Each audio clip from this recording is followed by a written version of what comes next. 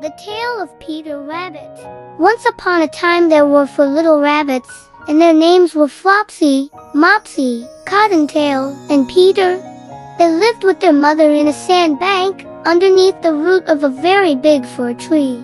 "Now, my dears," said old Mrs. Rabbit, "one morning, you may go into the fields, or down the lane, but don't go into McGregor's garden. Your father had an accident there. He was put in a pie by Mrs. McGregor. Now run along, and don't get into mischief. I am going out." Then old Mrs. Rabbit took a basket and her umbrella, and went through the wood to the baker's. She bought a loaf of brown bread and 5 currant buns. Flopsy, Mopsy, and Cottontail, who were good little bunnies, went down the lane to gather blackberries, but Peter, who was very naughty, ran straight away to Mr. McGregor's garden and squeezed under the gate.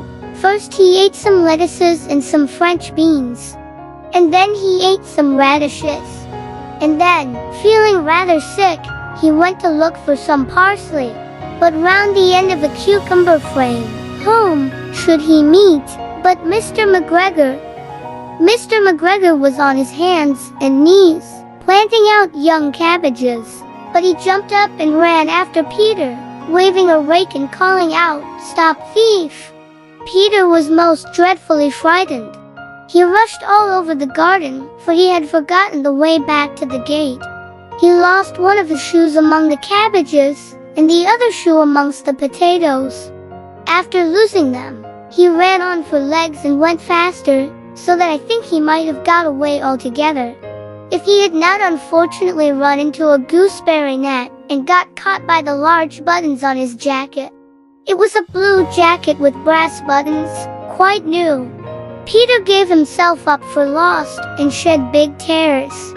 But his sobs were overheard by some friendly sparrows, who flew to him in great excitement, and implored him to exert himself. Mr. McGregor came up with a sieve, which he intended to pop upon the top of Peter, but Peter wriggled out just in time, leaving him behind, and rushed into the tool shed, and jumped into a can. It would have been a beautiful thing to hide in, if it had not had so much water in it. Mr. McGregor was quite sure that Peter was somewhere in the tool shed, perhaps hidden underneath a flower pot. He began to turn them over carefully, looking under each. Presently Peter sneezed Curtishow. Mr. McGregor was after him in no time, and tried to put his foot upon Peter, who jumped out of a window, upsetting 3 plants. The window was too small for Mr. McGregor, and he was tired of running after Peter. He went back to his work. Peter sat down to rest. He was out of breath and trembling with fright, and he had not the least idea which way to go. Also, he was very damp with sitting in that can. After a time he began to wander about, going lippity-lippippity very fast, and looking all round. He found a door in a wall, but it was locked, and there was no room for a fat little rabbit to squeeze underneath. An old mouse was running in and out over the stone doorstep, carrying peas and beans to her family in the wood. Peter asked her the way to the gate, but she had such a large pea in her mouth that she could not answer. She only shook her head at him. Peter began to cry. Then he tried to find his way straight across the garden, but he became more and more puzzled. Presently, he came to a pond where Mr. McGregor filled his water cans. A white cat was staring at some goldfish. She sat very, very still, but now and then the tip of her tail twitched as if it were alive. Peter thought it best to go away without speaking to her. He had heard about cats from his cousin, little Benjamin Bunny.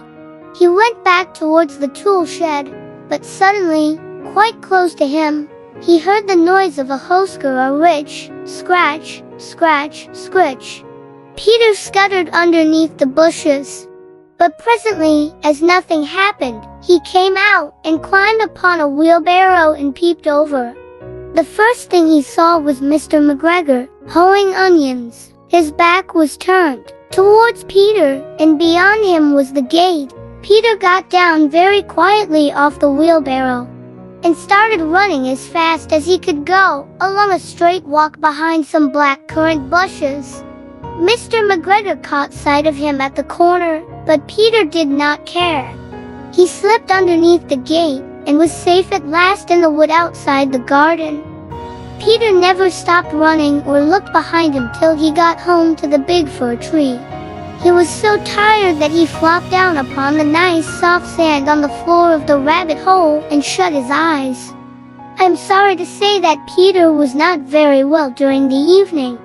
His mother put him to bed and made some chamomile tea, and she gave a dose of it to Peter, 1 tablespoonful to be taken at bedtime.